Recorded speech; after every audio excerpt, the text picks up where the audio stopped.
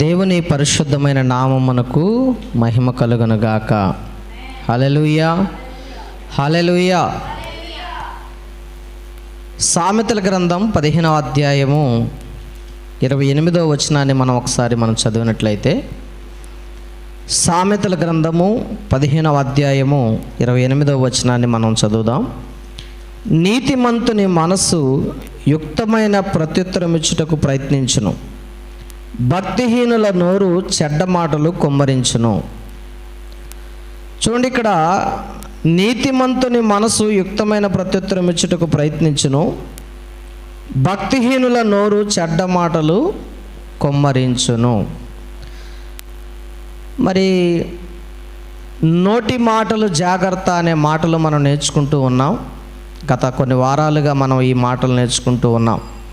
చూడండి, ఇక్కడ భక్తిహీనుల నోరు చెడ్డ మాటలని కుమ్మరిస్తాయి అంట. ఏం చేస్తాయి? భక్తిహీనుల నోరు చెడ్డ మాటలని కుమ్మరిస్తాయి. అంటే భక్తిహీనులు అంటే ఎవరు?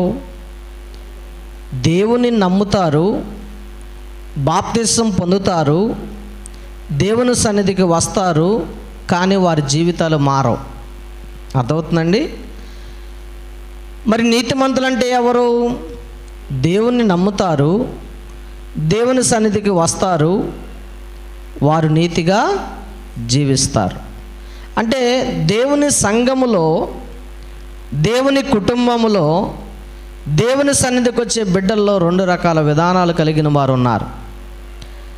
ఒకటి భక్తిపరులు ఉన్నారు, రెండవది భక్తిహీనులు ఉన్నారు. భక్తిపరులు దేవునికి ఇష్టమైనటువంటి జీవితాన్ని, దేవునికి నచ్చినటువంటి జీవితాన్ని జీవిస్తారు. కానీ భక్తిహీనులు ఏం చేస్తారంట? దేవునికి నచ్చినట్టుగా బ్రతకరు, వారికి నచ్చినట్టుగా వాళ్ళు బ్రతుకుతారు. ఎవరికి నచ్చినట్టుగా? వాళ్ళకి ఇష్టమైనట్టుగా బ్రతుకుతారు. మరి దేవుని ప్రజలైతే దేవునికి ఇష్టమైనట్టుగా బ్రతకాలిగా. అందుకనే ఇక్కడ వారు నోరు చెడ్డ మాటల్ని కుమ్మరిస్తుందంట. కుమ్మరించడం అంటే ఏంటి? ఒక బిందులో నుండి నీళ్లు మనం వేరొక బిందులోనికి ఎలాగా దాంట్లోకి పోస్తామో అలాగా నీళ్లు కుమ్మరించినట్టుగా, అంటే నీళ్ళు ఎలాగ కుమ్మరిస్తామో ఆ రీతిగా వారు చెడ్డ మాటలు వారిలో నుండి బయటికి కుమ్మరిస్తారు. వీళ్ళు ఎవరు అంటే భక్తిహీనులు. వీళ్ళు ఎవరంట? భక్తిహీనులు. కాబట్టి మనం దేవుని వద్దకు వెళుతున్నామని గొప్ప విషయం కాదు, కానీ మన నోటి నుండి వచ్చే మాటల్ని మనం జ్ఞాపకం చేసుకోవాలి. మన నోటి నుండి వచ్చే మాటలను ఏం చేయాలి? జ్ఞాపకం చేసుకోవాలి. చూడండి, గంటల తరబడి ప్రార్థన చేస్తాం, కానీ మన నోరు సరైనటువంటి మాటలు మాట్లాడకపోతే మనం దేవునికి ఇష్టమైనటువంటి వారుగా ఉన్నామా? గమనించుకోవాలి ఒకసారి ప్రియమైన దేవుని బిడ్డలారా. ఎందుకంటే పోయిన వారం మనం నేర్చుకున్నాం కదా, నోటిలో నుండి వచ్చే మాటలు అంటే నీ హృదయమందు ఏదైతే ఉంటుందో ఆ మాటలే బయటకు వస్తాయి అని చెప్పి మనం పోయిన వారం నేర్చుకున్నాం. నీ హృదయమందు నిండి ఉన్న దాన్ని బట్టి నోరు మాట్లాడుతుందని చెప్పి మనం నేర్చుకున్నాం. కానీ ఈ వారం దేవుడు మనతో మాట్లాడుతున్నటువంటి మాట ఏంటంటే, భక్తిహీనుల నోటి నుండి ఏంటట? చెడ్డ మాటలు కుమ్మరించబడతాయి. చెడ్డ మాటలు ఏం చేయబడతాయి? కుమ్మరించబడతాయి. చూడండి, బైబిల్ గ్రంథంలో నుండి ఒక కుటుంబాన్ని మనం చూద్దాం. బైబిల్ గ్రంథంలో నుండి ఒక కుటుంబాన్ని మనం చూద్దాం. సమూయేలు రాసినటువంటి మొదటి గ్రంథము, సమూయేలు రాసినటువంటి మొదటి గ్రంథము 25వ అధ్యాయము, సమూయేలు రాసినటువంటి మొదటి గ్రంథము 25వ అధ్యాయము 15వ వచనాన్ని ఒకసారి మనం చదువుదాం. అయితే ఆ మనుషులు మాకెంతో ఉపకారం చేసి ఉన్నారు, మేము పొలములో వారి మధ్యను సంచరినంతసేపు అపాయము కానీ నష్టము కానీ మాకు సంభవింపనే లేదు. మేము గొర్రెలను కాయచున్నంతసేపు వారు రాత్రింబగళ్ళు మా చుట్టూ ప్రాకారంగా ఉండిరి. అయితే మా యజమానికి అతని ఇంటి వారందరికీ వారు కీడు చేయ నిశ్చయించి ఉన్నారు. ఇక్కడ ఏం జరుగుతుంది అంటే, 14వ వచనం చూద్దాం. పనివాడు ఒకడు నాబాలు వారి అయిన అబీగయలతో ఇట్లనెను, అమ్మా, దావీదు అరణ్యంలో నుండి మన యజమాని కుశల ప్రశ్నలు అడుగుటకై దూతలను పంపించగా అతడు వారితో కఠినంగా మాట్లాడాను. చూడండి, ఇక్కడ ఈయన కాలేబు వంశానికి చెందినటువంటి, ఏ వంశానికి చెందినవాడు అంటేనా, కాలేబు వంశానికి చెందినటువంటి నాబాలు అనే ఒక వ్యక్తిని మనం ఇక్కడ చూస్తూ ఉన్నాం. ఈయన కర్మేలులోని మాయోను నందు ఆస్తి కలిగినటువంటి ఒక బహుభాగ్యవంతుడని అతనికి పేరుంది. 3000 గొర్రెలు 1000 మేకలు కలిగినటువంటి గొర్రెల బొచ్చు కత్తిరించుటకై ఆయన కర్మేలులో గొర్రెల బొచ్చులు కత్తిరించడానికి వెళ్ళాడు. గొర్రెల బొచ్చును కత్తిరించడానికి కర్మేలు అనే ప్రాంతానికి వెళ్ళాడు.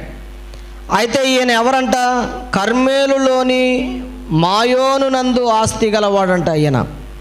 ఈయన ఎవరు అంటే, ఈయన ఎవరంట? నాబాలు. ఈయన ఎవరు? నాబాలు. ఈయన కాలేబు వంశమునకు చెందినటువంటి వ్యక్తి. కాకపోతే ఈయన ఎలాంటి వాడు అంటే, ఇతని చర్యలను బట్టి చూస్తే మోటువాడుగా ఉన్నాడు. ఇతని చర్యలను బట్టి చూస్తే ఈయన దుర్మార్గుడుగా ఉన్నాడు. చూడండి, ఇక్కడ 3వ వచనం చదివితే అంటాడు, అయితే చర్యలను బట్టి చూడగా నాబాలు మోటువాడును దుర్మార్గుడునై ఉండెను. అతడు కాలేబి సంతతి వాడు. ఎవరి సంతతి వాడంట? కాలేబి సంతతి వాడు. అయితే ఇక్కడ చూడండి, నాబాలు జీవితంలో మనం చూస్తే గనక ఆయన ఉండటానికి ఆస్తిపరుడు. ఎవరంట ఆయన? ఆస్తి కలిగిన వాడు, భాగ్యవంతుడు. కానీ ఆయన మాట్లాడటం రాదంట. ఆయనకి మాట్లాడటం చేత కాదు. మూర్ఖుడుగా మాట్లాడతారంట, మూఢుడుగా మాట్లాడతారంట. 3000 గొర్రెలు, ఏమండి, 1000 మంది గొర్రెలు కలిగినటువంటి అలాంటి వ్యక్తి ఎలా మాట్లాడాలి?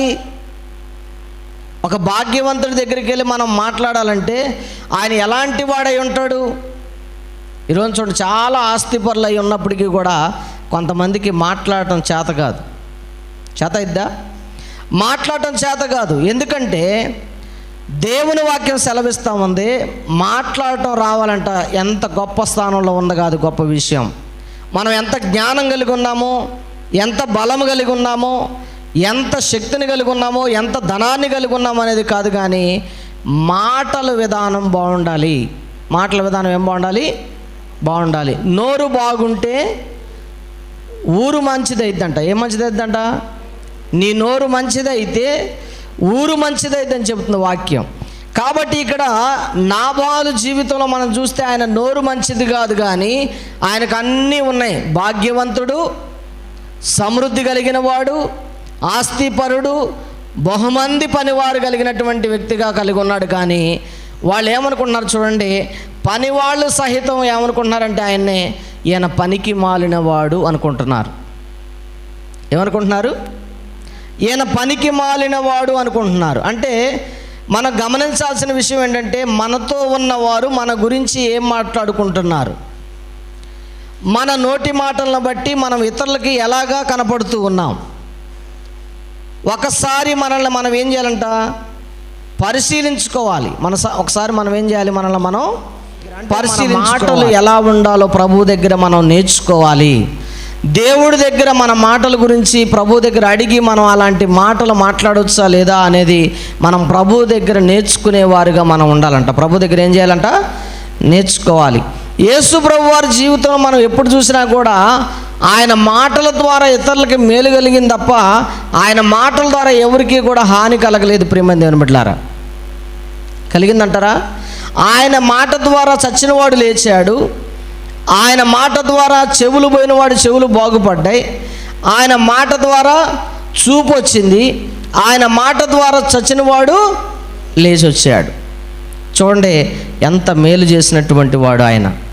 కాబట్టి మన మాటలు చూస్తే కాసేపేమో చెడ్డ మాటలు ఉంటాయి, కాసేపేమో మంచి మాటలు మాట్లాడతాం, కాసేపు ఏమో పనికిరాని మాటలు మాట్లాడుతూ ఉంటాం, కాసేపు ఏమో ఎవరికి అర్థం కాని మాటలు మాట్లాడుతూ మన జీవితాన్ని కాలక్షేపంగా గడిపేస్తూ ఉన్నాం.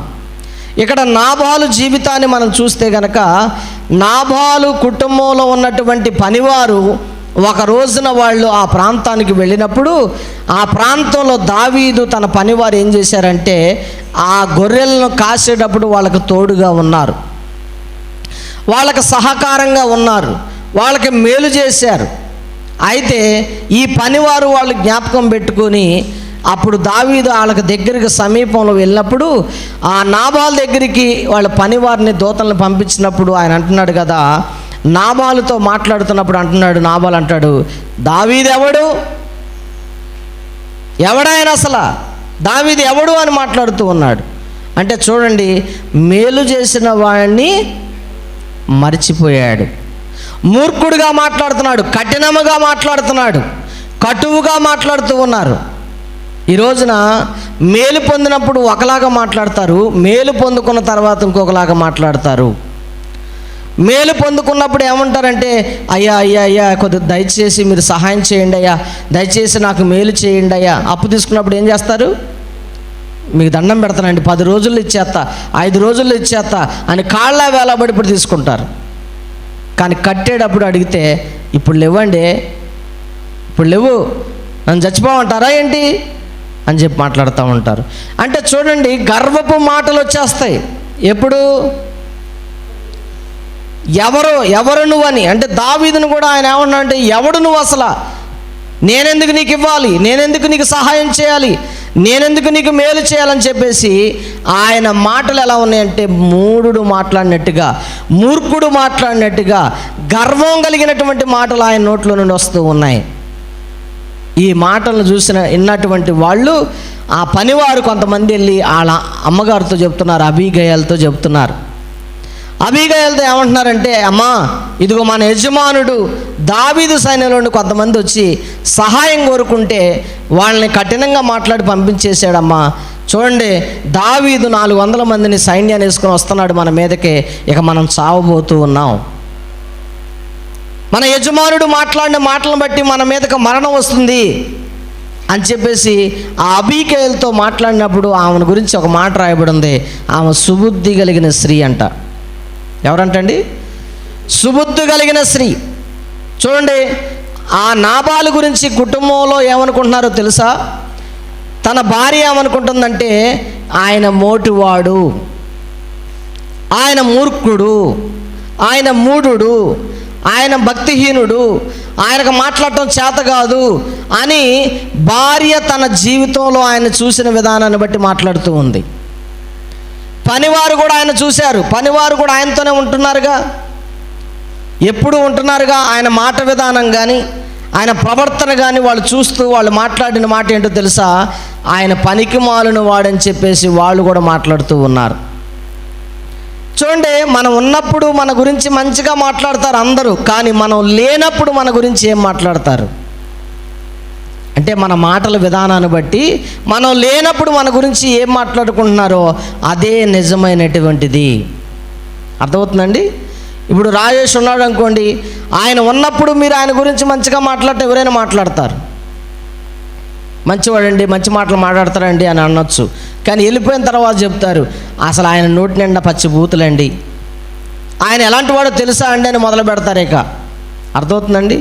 అయితే ఈ నాబాలు పరిస్థితి కూడా ఏంటంటే, ఇంట్లో ఆయన ఉన్నప్పుడు ఎవరు మాట్లాడరు, ఆయనకు ఎదురు చెప్పరు, ఇంట్లో ఎవరు కూడా ఎదురు చెప్పరు, ఆయన గురించి చెడ్డగా మాట్లాడరు, ఆయన ఎలాంటి వాడు అలాంటి వాడు అని అనరు. ఎందుకంటే కొడతారేమో తంత్రమోనని చెప్పేసి. కానీ ఆయన లేనప్పుడు ఆయన గురించి ఏం మాట్లాడతారు తెలుసా? పనివారు ఏమన్నారు? ఆయన పనికి మాలిన మాటలు మాట్లాడతాడు, పనికి మాలిన వాడు అంటున్నారు. అలాగే వాళ్ళ భార్య ఏమంటుంది? ఆయన మూఢుడు, మోటివాడు, పనికిరాని మాటలు మాట్లాడుతూ ఉన్నాడని చెబుతుంది. ఇలాగా మాట్లాడుతూ ఆమె ఏం చేసిందంటే దావీదుని ఎదుర్కోవటానికి పోతూ ఆమె ఏం చేసిందో తెలుసా? చూడండి, ఇక్కడ వాళ్ళు రాత్రి అంతా గొర్రెలు కాస్తూ ఉన్నప్పుడు వాళ్ళకి హాని కలగకుండా దావీదు వారి యొక్క సైన్యం వాళ్ళకి కాపుదలగా ఉంది. అయితే ఆమె చూడండి వెళ్తూ ఉంటా. అందుకు 18వ వచనంలో, అందుకు అబీగయలు నాబాలుతో ఏమీ చెప్పక త్వరపడి 200 రొట్టెలను, 2 ద్రాక్షారసపు తిత్తులను, వండిన 5 గొర్రెల మాంసమును, 5 మానికల వేచిన ధాన్యమును, 100 ద్రాక్ష గెలలను, 200 అంజూరపు అడలను గార్ధబౌల మీద వేయించి, గార్ధబౌలు అంటే గాడిదల మీద వేయించి, మీరు నాకంటే ముందుగా పోవుడి, నేను మీ వెనక నుండి వచ్చేదనని తన పనివారికి ఆజ్ఞ ఇచ్చి గార్ధబౌల మీద ఎక్కి పర్వతపు లోయలోనికి వచ్చుండగా దావీదును అతని జనులను ఆమెకు ఎదురుపడిరి, ఆమె వారిని కలుసుకొనెను. అంతకు మునుపు దావీదు నాబాలునకు కలిగిన దాని అంతట్లో ఏదియూ పోకుండా ఈ అరణ్యంలో అతని ఆస్తి అంతయు నేను వ్యర్థముగా కాయచు వచ్చితని ఉపకారముకు నాకు అపకారం చేసి ఉన్నాడే అని అనుకొని అతనుకున్న వారిలో ఒక మగపిల్లనైనను తెల్లవారినప్పటికీ నేను ఉండనీనని చెప్పేసి ఆయన వెళుతూ ఉన్నాడు. ఏమనుకొని బయలుదేరాడు దావీదు? ఏమీ ఉండకూడదు, అసలు ఆయనకు ఉండకూడదు, ఆశ్రయించబడినంత మొత్తం తీసేయాలని చెప్పి వెళ్తూ ఉన్నాడు. అయితే ఆ అబీగయలు వచ్చినటువంటి విధానాన్ని బట్టి, ఆమె మాట్లాడినటువంటి మాట తీరును బట్టి, ఆమెకున్నటువంటి విధానాన్ని బట్టి నీతిమంతుని నోరు ఏం చేసిందంట? చక్కని ప్రత్యుత్తరం ఇచ్చుటకు త్వరపడుతుందని చెబుతుంది దేవుని వాక్యం. నీతిమంతుని నోరు ఏమంటుందంట? చక్కని ప్రత్యుత్తరం ఇచ్చింది. కానీ మూర్ఖుడు, భక్తిహీనుడు మాట్లాడే మాటలు ఎలా ఉన్నాయి అంటే చూడండి, ఒక కుటుంబానికి చెందిన వారే కానీ 2 రకాల వ్యక్తిత్వం కలిగిన వారు ఉన్నారు. ఒకళ్ళేమో ప్రేమగా మాట్లాడగలిగిన వారు, ఒకళ్ళేమో కఠినంగా మాట్లాడగలిగిన వారు, ఒకళ్ళేమో మరి ఆ చెడ్డ మాటలు రాకుండా ప్రేమతో ఆదరించేవారు, ఒకళ్ళేమో చెడ్డ మాటలే వారి నోటి నుండి కుమ్మరిస్తూ ఉండేవారు. ఇప్పుడు మన కుటుంబాల్లో లేరంటారు అలాగా? మన పిల్లల్లో లేరంటారు అలాగా? చూడండి, పుట్టిన 2 పిల్లలు లేదా 3 పిల్లలు లేదా 4 పిల్లల్లో ఒకే రకమైనటువంటి స్వభావాన్ని మనం చూస్తున్నామా? చూడండి, ఒకడు మంచిగా మాట్లాడవచ్చు, ఒకడు చెడ్డగా మాట్లాడవచ్చు. కానీ మనం ఏం చేయాలంటే వారిని మంచి వారిగా మనం పెంచాలని దేవుడు కోరుకుంటున్నాడు. కాబట్టి ఇక్కడ భార్య అయినటువంటి అబీగయలు తన మాట, తన సుబుద్ధి కలిగినటువంటి స్త్రీ అని ఆమె గురించి రాయబడింది. ఇక్కడ ఏమని రాయబడింది? సుబుద్ధి కలిగిన స్త్రీ అంటే నీతి కలిగినటువంటి స్త్రీ, మంచి బుద్ధి కలిగినటువంటి ఆవిడ. ఆమె జీవితంలో మంచి మాటలే తప్ప చెడు మాటలు ఆమె జీవితంలో చూడలేదని చెప్పేసి ఇక్కడ మనం గమనించవచ్చు. కాబట్టి మన జీవితంలో కూడా నాబాలు లాంటి వారు ఉన్నారు. ఇప్పటికి కూడా నాబాలు లాంటి స్వభావం కలిగిన వారు, మూర్ఖంగా మాట్లాడేవారు, గర్వపు మాటలు మాట్లాడేవారు, వాళ్ళ పంతం పట్టారంటే వదిలిపెట్టరు. అరికాలు మొదలుకొని నన్నెత్తి వరకు ఉంటుందంట వాళ్ళకి కోపం, అరికాలు మొదలుకొని నన్నెత్తి వరకు ఉంటుందంట వారికి గర్వం. నాదే చెల్లుబడి చేయబడాలి, నేనే పెత్తనం చేయాలి, నా మాట వినకపోతే నువ్వు అంతే, నువ్వు చావాల్సిందే అని చెప్పేసి కఠినమైనటువంటి మాటలు మాట్లాడేవారు నాబాలు లాంటి వారు ఇప్పటికీ కూడా లోకంలో పనిచేస్తూ ఉన్నారు. అందుకని దేవుని వాక్యం నీతో నాతో మాట్లాడుతున్న సూటిగా, మన కుటుంబంలో ఒకవేళ నాబాలు లాంటి స్వభావం కలిగిన వారు ఉంటే ఇప్పటికైనా మార్చుకోండి, అబీగయేలులాగా మార్చబడాలి, అబీగయేలులాగా ఉండాలి మన జీవితం. అబీగయేలులాగా మృదువైన మాట కోపాన్ని ఏం చేస్తుందంట? చల్లార్చిద్ది అని చెబుతుంది దేవుని వాక్యం.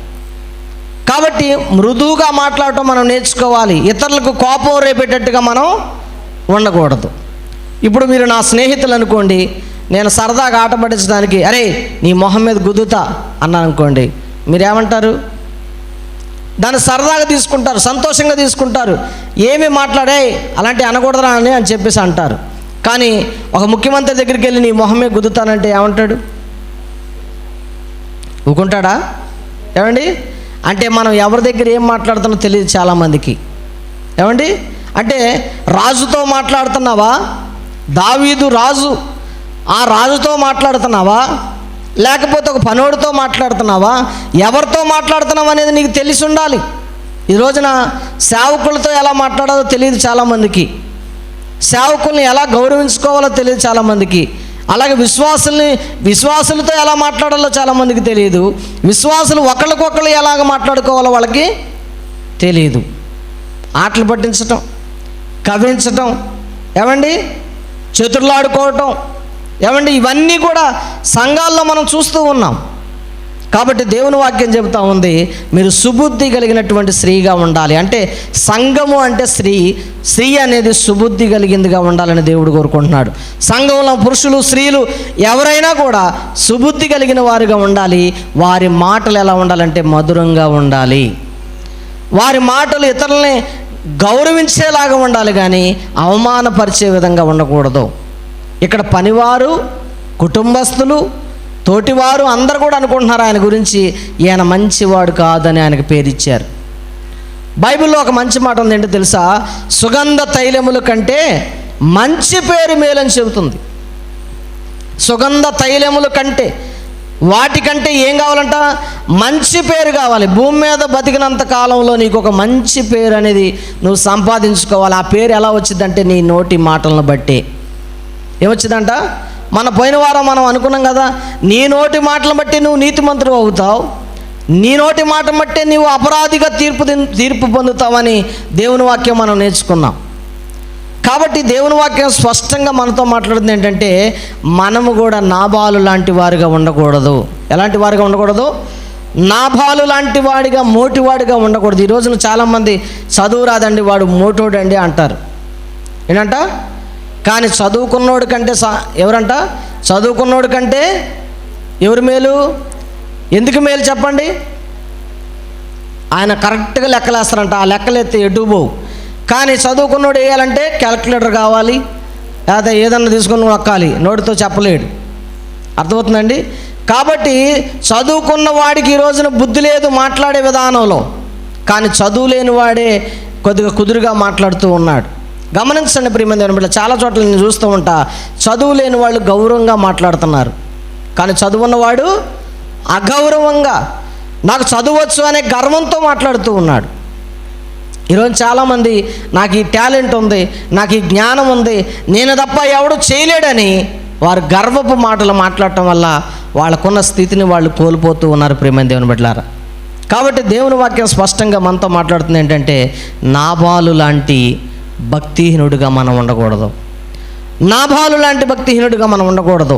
కానీ ఆయన ఏ వంశం నుండి వచ్చాడంట? ఏ సంతతి నుండి వచ్చాడంట? కాలేబు సంతతి నుండి వచ్చాడు. కాలేబు అంటే ఎవరు అనుకున్నారు?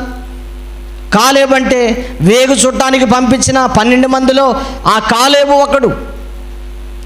ఆ కాలేబు వెళ్ళి చూసొచ్చి చెప్పిన సంగతులు ఏంటంటే, దేవుడు మనకు ఆ దేశాన్ని ఇవ్వబోతూ ఉన్నాడు, ఎంత పెద్ద సూర్యులైనా కానీ ఆ దేవుడు మనకు ఆ రాజ్యాన్ని ఇస్తాడని చెప్పినటువంటి వ్యక్తి కాలేబు. అలాంటి విశ్వాసమైనటువంటి జీవితంలో ఉన్న అలాంటి వంశంలో పుట్టిన వాడే నాబాలు. ఆ సంతతిలో నుండి వచ్చిన వాడే నాబాలు. కాబట్టి ప్రియమైన దేవుని బిడ్డలారా, మనం దేవుని ప్రజల్లో నుండి వచ్చినా కూడా కొంతమంది ఈ రోజున చెడ్డగా మాట్లాడే వాళ్ళు బోళ్ళు మంది ఉన్నారు. పాస్టర్ గారు పిల్లలని చెబుతారు, కానీ పాస్టర్ గారి పిల్లలు కూడా ఈ రోజున తాగి తిరిగే వాళ్ళు బోళ్ళు మంది ఉన్నారు. అర్థమవుతుందండి? పాస్టర్ గారి పిల్లలని చెబుతారు, పాస్టర్ గారి పిల్లలకు వచ్చిన బూతులు ఎవరికి రానట్టుగా అంత గొప్పగా బతికే వాళ్ళు కూడా ఉన్నారు. విశ్వాసుల పిల్లలమని చెప్పుకుంటారు, దేవుని నమ్మిన పిల్లలమని చెప్పుకుంటారు, కానీ వారు మాట్లాడినట్టుగా ఎవరు కూడా మాట్లాడరు. లోకంలోకి వెళ్ళే వాళ్ళు తిరిగినట్టుగా ఎవరు తిరగరు. ఎందుకంటే అంత భయంకరమైనటువంటి పరిస్థితులు లోకంలో కనపడుతూ ఉన్నాయి. కాబట్టి మనం ఏమి నేర్చుకుంటున్నాం, ఎలా బ్రతుకుతున్నాం, ఎలా మాట్లాడుతున్నాం, మన మాటల గురించి ఒకసారి దేవుణ్ణి అడగాలంట. నా మాటలను సరిచేయి ప్రభువా, నా మాటలు సరిగా లేకపోతే నా నోటి మాటలను సరి చేసుకోవడానికి నాకు అవకాశం ఈ ప్రభు అని చెప్పేసి మనం ప్రభు దగ్గర వేడుకున్నప్పుడు దేవుడు మన జీవితాల్లో గొప్ప గొప్ప కార్యాలు మన జీవితంలో ఆయన చేస్తాడు. కాబట్టి ప్రియమైన దేవుని బిడ్డలారా, భక్తిహీనుల నోరంట చెడ్డ మాటలు కుమ్మరించిద్దంట. ఈ నాబాలు నోట్లో నుండి వచ్చిన ప్రతి మాట కూడా చెడ్డ మాటలు కుమ్మరించుకుంటూ వెళ్ళిపోయాయి. కానీ నీతిమంతుని నోరు చక్కని ప్రత్యుత్తరం ఇచ్చిందని చెబుతుంది ఆమె అబీగయేలు. ఒక కుటుంబంలోనే 2 రకాల మనుషులను మనం చూస్తూ ఉన్నాం. ఈరోజు సంఘంలో ఒక కుటుంబంగా ఉంటున్నటువంటి మన జీవితాల్లో, ఒక కుటుంబంగా ఉంటున్నటువంటి మన అందరిలో కూడా చూడండి, ఒక్కొక్కళ్ళు ఒక్కొక్క రీతిగా ఉన్నారు. ఒక్కొక్కళ్ళు ఒక్కో రీతిగా ఉన్నారు. ఒకళ్ళకి ప్రేమ ఉంటుంది, ఒకళ్ళకి ఉండదు. ఒకళ్ళు ప్రేమిస్తారు, ఒకళ్ళు ప్రేమించరు. ఒకళ్ళు మంచిగా మాట్లాడతారు, ఒకళ్ళు మంచిగా మాట్లాడరు. సంఘములోనే విభేదాలు. మరి ఇక్కడ మనం కనపడుతున్నటువంటి మనమే విభేదాలు కలిగి, కనపడుతున్నటువంటి మనమే పోట్లాట్లు పెట్టుకుంటే రేపు దేవుని రాజ్యానికి ఎవరు వారసులు అవుతారు? దేవుని తెలియనివాడు అలాగే ఉన్నాడు, దేవుని తెలిసిన నీవు అలాగే ఉంటున్నావు. ఇంకెప్పుడు నీ జీవితంలో మార్పు కలిగేది? మార్పు కలుగుతుందా? కలుగుతుందా? మార్పు కలుగుతుందండి? మాట్లాడలే ఎవరు. మార్పు కలుగుతుందా? మన జీవితంలో దేవుడు చూడాల్సింది అనుకుంటుంది ఏంటంటే మనలో మార్పు కావాలని దేవుడు కోరుకుంటున్నాడు. మనలో, మన జీవితంలో, మన మాటల విధానంలో, అన్ని విషయాల్లో మార్పు కావాలని దేవుడు కోరుకుంటున్నాడు. కాబట్టి నాబాలు లాంటి జీవితం మనకొద్దు, అబీగయలు లాంటి జీవితం మనకి కావాలి. ఆమె దావీదుని ఎదుర్కొని పోయి సాష్టాంగపడి ఆ కాళ్ళమే పడి ఏడ్చి క్షమించమని అడిగింది. నా భర్త చెడ్డోడయ్యా, నా భర్త మంచిగా మాట్లాడటం రాదయ్యా, నా భర్తకే ఆయన మంచి విధానం లేదయ్యా అని చెప్పి బ్రతిమలాడుకుంటే అప్పుడు వాళ్ళ కుటుంబం మీదకి రావాల్సిన శిక్షను దావీదు తప్పించాడు, దేవుడు తప్పించాడు. అర్థమవుతుందండి? కాబట్టి కొన్నిసార్లు మనం మాట్లాడిన మాటలే మన కుటుంబాల మీదకి శ్రమ తీసుకొస్తాయి. మనం మాట్లాడిన మాటలే మన కుటుంబాలను పాడు చేస్తాయి. మనం మాట్లాడిన మాటలే మన జీవితాలని నాశనం చేస్తాయి. ప్రేమ దేవుని బిడ్డలారా, కాబట్టి ఎప్పుడు కూడా దయచేసి మీ మాటలు జాగ్రత్తగా ఉంచుకోమని నేను దైవజనుడిగా మిమ్మల్ని బ్రతిమలాడుకుంటున్నాను. దేవుడు ఈ మాటలు దీవించి ఆశీర్వదించునుగాక. ప్రార్థన చేసుకుందాం. మనందరూ కూడా తలలు ఉంచినట్లయితే. పరిశుద్ధుడా, ప్రేమగల తండ్రి, నీకు వందనాలు నాయనా. నీ వాక్యం చేత నాతో మాట్లాడినందుకు నీకు వందనాలు. నా కుటుంబంలో, నా పిల్లల ఎదుట నేను ఎలా ఉన్నాను, నా భార్య ఎదుట నేను ఎలా ఉన్నాను, నా భర్త ఎడల నేను ఎలా ఉన్నాను, నా పిల్లల ఎదుట నేను ఎలా ఉన్నాను, నాకు ఒక మంచి పేరు ఈ లోకంలో ఉందా అయ్యా? నా మాటల విధానం కరెక్ట్గా ఉందా? ఎవరి దగ్గర ఏం మాట్లాడుతున్నాను, ఎవరితో ఏం మాట్లాడుతున్నాను, ఎలాంటి ప్రవర్తన కలిగి ఉన్నాను అనేది ఒక్కసారి నా జీవితంలో నన్ను నేను అర్థం చేసుకునే భాగ్యాన్ని దయచేయండి నాయనా. నాబాలు ఎవరితో మాట్లాడుతున్నాడయ్యా? దైవజనుడితో. అయ్యా, దావీదు మహారాజుతో మాట్లాడుతూ ఉన్నాడు. అయ్యా, ఇదిగో నా తండ్రి, ఎంత మొరటివాడయ్యా, ఎంత మోటివాడయ్యా, గర్వం నిండిన వాడయ్యా. ఈ రోజున ధనముందని గర్వపడేవారు చాలామంది ఉన్నారయ్యా. ఇదిగో జ్ఞానం ఉందని గర్వపడేవాళ్ళు చాలామంది ఉన్నారయ్యా.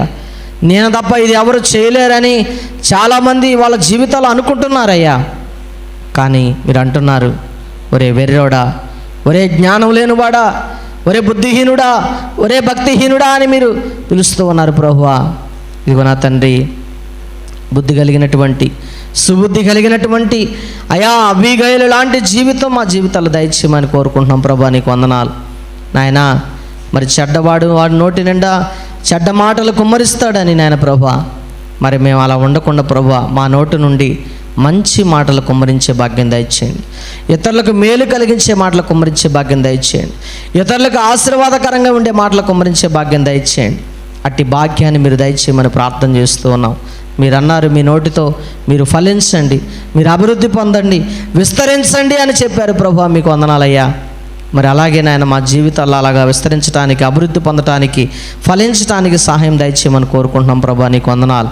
అలాగే విన్న వాక్యాన్ని విడిచిపెట్టకుండా వాళ్ళ హృదయాల్లో ముద్రించి నాయన ప్రభా బిడ్డలను దీవించి ఆస్వాదించమని, మీరే మహిమ, మీరే ఘనత, ప్రభావాలు పొందుకోమని యేసు పరిశుద్ధమైన నామంలో ఈ ప్రార్థన మనల్ని అడిగి వేడుకుంటున్నాము తండ్రి. Amen, amen, amen. అందరికీ వందనాలండి. మరి దేవుడు మిమ్మల్ని అందరినీ దీవించి ఆశీర్వదించునుగాక. ఆమెన్.